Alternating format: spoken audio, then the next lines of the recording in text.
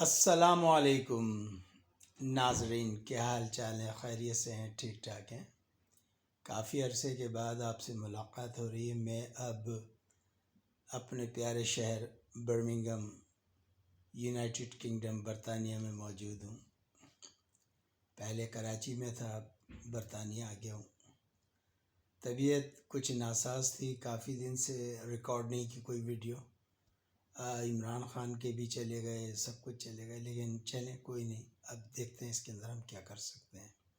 آپ دیکھ رہے ہوں گے شیو بھی بڑی ہوئی ہے، بال بھی سفید ہو رہے ہیں، بالوں کو کالا کولا بھی نہیں لگایا۔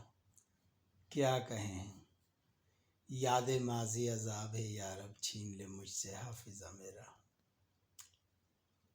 چلیں جی، بات کرتے ہیں کچھ عمران خان صاحب کے دورے کی، اور ساتھ ہی ساتھ جو موجودہ کرائسس چل رہا ہے یورپ کے اندر، اس کی بات کر لیتے ہیں۔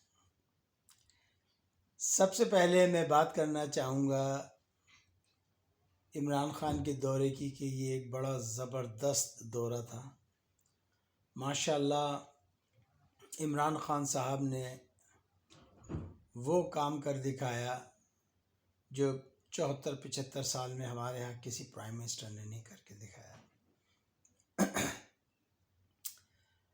عمران خان سے جو ہے اللہ واسطے کا بیر ہو گیا ہے ہمارے میڈیا کو، اور بالخصوص چند ان غدار اور ہڈی کھاؤ کتوں کو، جو کہ امریکہ کی ہڈی کھا رہے ہیں، اور جو امریکہ کے ہیں۔ جی امریکہ کا ساتھ ہمیں یہ نہیں کرنا چاہیے، عمران خان کو جو ہے وہ رشیا سے پینگیں نہیں بڑھانی چاہیے، اس ٹائم تو بالکل ہی دورہ نہیں کرنا تھا، پتہ نہیں ورلڈ ہمارے بارے میں کیا سوچے۔ ابے بھائی، اللہ کے بندو، یہ دورہ کوئی اب کا تھا؟ یہ تو بڑے دن سے جو ہے سورٹ آؤٹ کیا ہوا تھا، اور آپ کہہ رہے ہو کہ جی نہیں کرنا چاہیے تھا۔ اچھا بھائی، نہیں کرنا چاہیے تھا، تم ہمارے ابا جان ہو نا، تم بتاتے ہو، تم فورن آفس کو بتاتے ہو کہ یہ کرنا ہے، یہ کرنا ہے، یہ نہیں کرنا ہے۔ غداروں میں غدار کچھ صحافی غدار ہیں، اگر آپ کہیں تو چلے میں نام لے دیتا ہوں، مجھے اب کائے کا ڈر پڑا ہے۔ وہ جو پی کا جو بھی قانون آیا وہ پاکستان تک ہے، یہاں کا ہے، کسی نے پڑھنا تو پڑھ لے آ کے۔ سب سے بڑا غدار وطن جس کا باپ بھی غدار تھا وہ ہے حامد میر، جس کے باپ کی غداری کی پاداش میں بنگلہ دیش گورنمنٹ نے ان کو انعام دیا تھا۔ پھر آپ آ جائیں جرگا والے سلیم صافی، بہت بڑے غدار ہیں۔ پھر آ جائیں وہ عاصمہ شیرازی صاحبہ، مفتی، وہ ایک ہوتا مفتہ جو کہ مفت کا ٹریول وغیرہ کا، ایک ہوتی مفتی جو مفت میں عمرے پہ جا رہی ہیں نواز شریف کے ساتھ، کھانا کھا رہی ہیں۔ ایک ہے وہ منصور علی، ایک ہے وہ طلعت حسین، اور بھی بہت سے نام ہیں، میں اب کس کس کے نام یہاں پر کھولوں۔ تو بہرحال ان کتوں نے بھونکنا شروع کر دیا جب انہوں نے دیکھا کہ بھائی عمران خان کا جی صحیح چنگا استقبال ہوا۔ جب وہ چائنا گئے تھے عمران خان صاحب، کہنا جی ریڈ کارپٹ نہیں، تو دیکھو جی ایک ایک باکس میں اکیلا اکیلا بٹھا دیا، بیچارے کی کوئی عزت نہیں جی، کوئی فوٹو نہیں آیا۔ اور ڈیزل کی باتوں میں آ کے انہوں نے جو کیا ہے، وہ کہتے ہیں نا کہ جس کو میرا سونا رب عزت دینا چاہے اس کو کوئی بے عزت نہیں کر سکتا، اور جس کو وہ بے عزت نہیں کرنا چاہے اس کو کوئی عزت نہیں دے سکتا۔ تو بہرحال عمران خان کا فقد المثال استقبال ہوا، ریڈ کارپٹ، واو، کرملن، واو، اور وہ جو 50 فٹ کی جو ٹیبل تھی وہ بیچ میں سے ہٹ گئی، صرف 1-2 فٹ کا فاصلہ رہ گیا۔ ویری گڈ، زبردست، ماشاء اللہ۔ اور اس کے بعد وہاں پر ملنا، پھر رمضان کریموف جو کہ چیچنیا کے جو لیڈر ہیں، جو کہ بہت بڑے فائٹر ہیں، فریڈم فائٹر ہیں، ان کے ساتھ ملاقات عمران خان کی، پھر گرینڈ ماسک میں جانا، پھر وہاں پر جو سیکنڈ ورلڈ وار کے جو ان کے جو فوجی تھے ان کی جو قبریں ہیں یا ان کی جو ایک وہ بنائی ہے انہوں نے شردھانجلی کی جگہ، وہاں پر جانا تو میرے خیال میں زبردست. اور پھر کس طریقے سے ہوئے، پھر کس طریقے سے انرجی پر بات ہوئی، تمام چیزوں پہ بات ہوئی. اب اتفاق سے اسی دن جو ہے وہ یوکرین پہ اٹیک ہو گیا.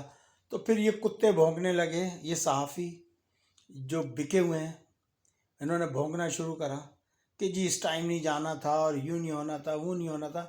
اصل میں ان کے مفادات پیوستہ ہیں ان چیزوں سے.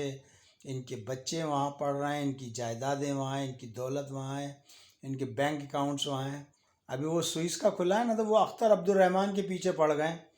میں کہتا ہوں اختر عبد الرحمن کے پیشاب میں بھی نہا لو گے نا تو تم اختر عبد الرحمن جیسے نہیں ہو سکتے. وہ جنتی آدمی تھا، جنتی تھا، جنتی تھا، جنت میں گیا. تم کچھ بھی کر لو، کچھ بھی کر لو، انشاءاللہ تعالیٰ تمہیں منہ کی کھانی پڑے گی. اللہ نے چاہا، میرے رب نے چاہا. اختر عبد الرحمن جیسا آدمی، میں یہ سمجھتا ہوں کہ اس جہاز میں جتنے لوگ شہید ہوئے سوائے ان کے جنہوں نے کلمہ نہیں پڑھا، باقی سب جنتی ہیں. اچھا جی، اب آ جائیں. اب آپ یہ ہو گیا جی. اچھا جی، یوکرین پہ آ جائیں گے جی. وہ یوکرین پہ حملہ ہو گیا اور امریکہ نے دھمکیاں دینا شروع کر دیں کہ یو آر ود اس اور ناٹ اور اینیمی اور فلانا اور ڈمکانا اور یہ. تو میں یہ پوچھنا چاہتا ہوں بھائی کہ ہم اپنی ٹیکنالوجی کے لیے گئے تھے، اپنے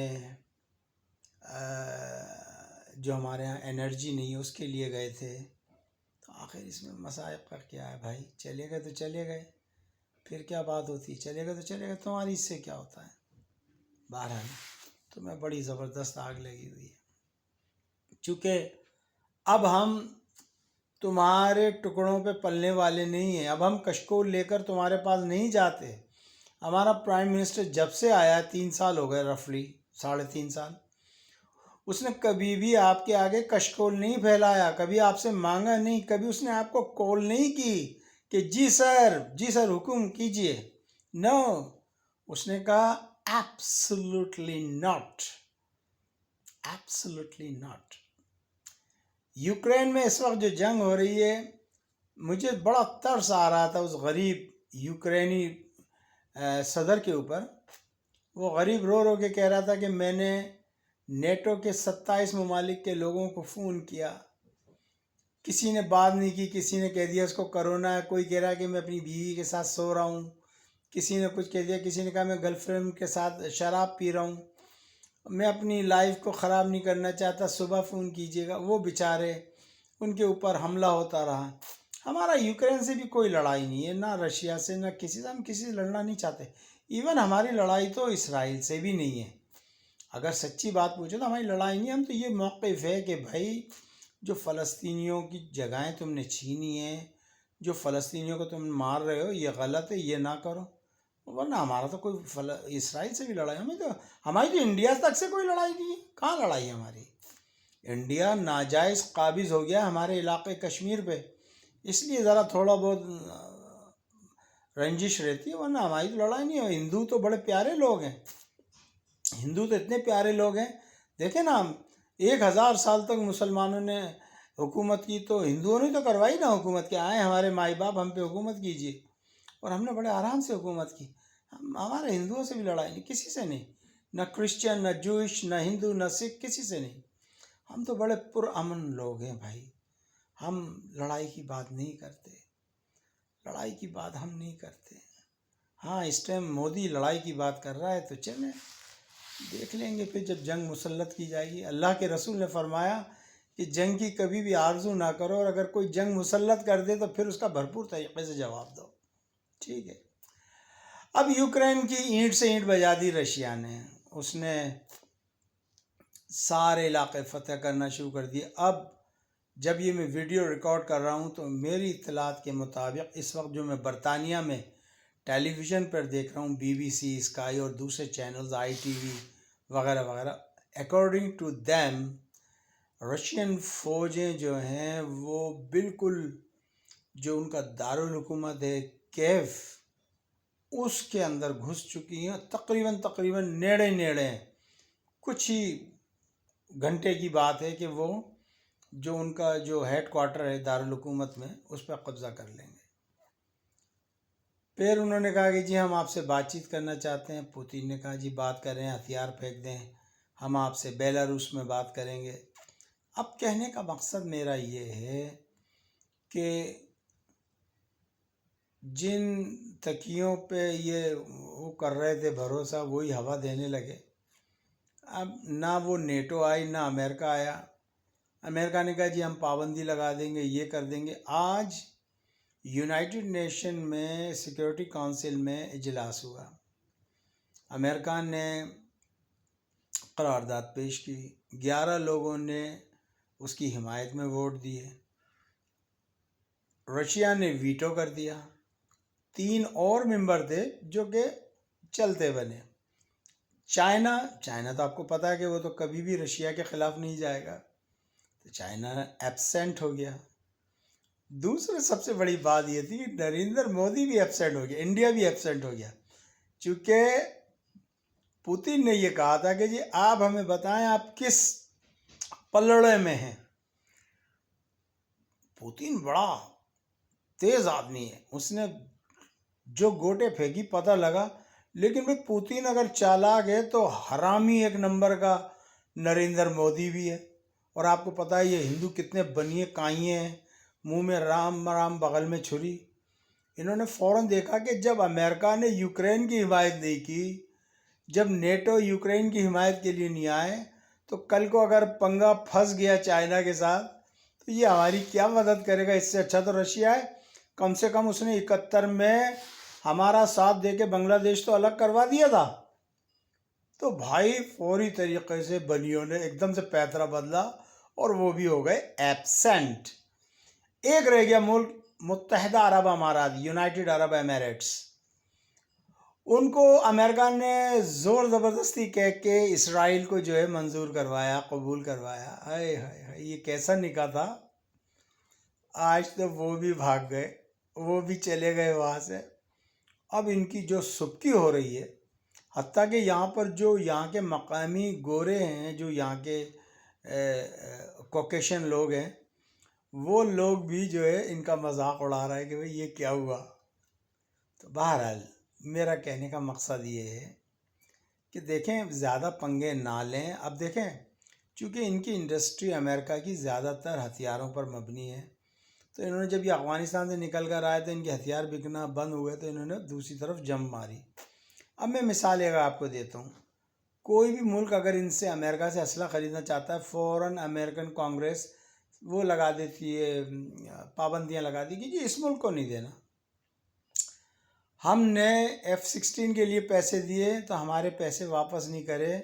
بقول راشد لطیفہ کہ انہوں نے ہمیں گندم دی۔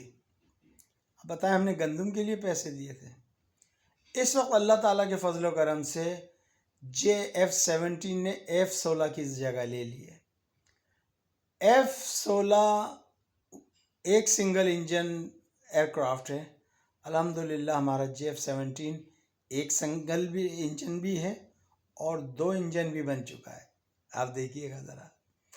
پھر الحمدللہ یہ جو ہمارے لوگ، یہ جو غدار وطن ہیں، یہ جو چمچے ہیں، ان کی باتوں میں نہ آئے۔ ہماری فورن پالیسی زبردست ہے الحمدللہ۔ اگر آج ہمارے پاس ایٹم بم ہے تو آپ دیکھ لیجئے ہم محفوظ ہیں الحمدللہ۔ F-17 ہے الحمدللہ، ٹینکس، میزائلز، ہر چیز ہے۔ بہت جلدی انشاءاللہ ہیلی کاپٹر بھی تیار ہونے لگے ہیں۔ انجن رشیا فراہم کر رہا ہے اور ٹرکی اور پاکستان دونوں مل کے بنا رہے ہیں۔ وہی ہیلی کاپٹر جو امریکہ نے انجن دینے کو منع کر دیا تھا ٹرکی کو۔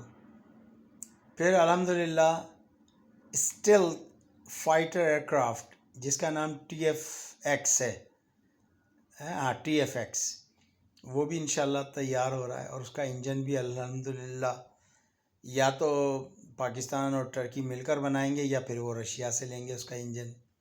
بہرحال یہ ہے سلسلہ، یہ ہے کڑی۔ تو بھائی کافی عرصے کے بعد آپ سے مخاطب ہوا ہوں، میرے لیے دعا کیجیے گا، ذرا صحت آج کل اچھی نہیں رہتی، اور یہ جو میرا چینل ہے اس کو آپ سبسکرائب کر دیجئے، لائک کر دیجئے، اور کوئی بھی کمنٹس ہو تو مجھے ضرور دیجیے گا۔ انشاءاللہ تعالی آپ سے پھر ملاقات ہوگی۔ مجھے اجازت دیجیے گا، اپنا خیال رکھیے گا۔ السلام علیکم ورحمۃ اللہ وبرکاتہ۔ جلنے والوں کو جلاتے رہیے، برنول لگاتے رہیے، اور ایک نعرہ لگائیے، پاکستان زندہ باد۔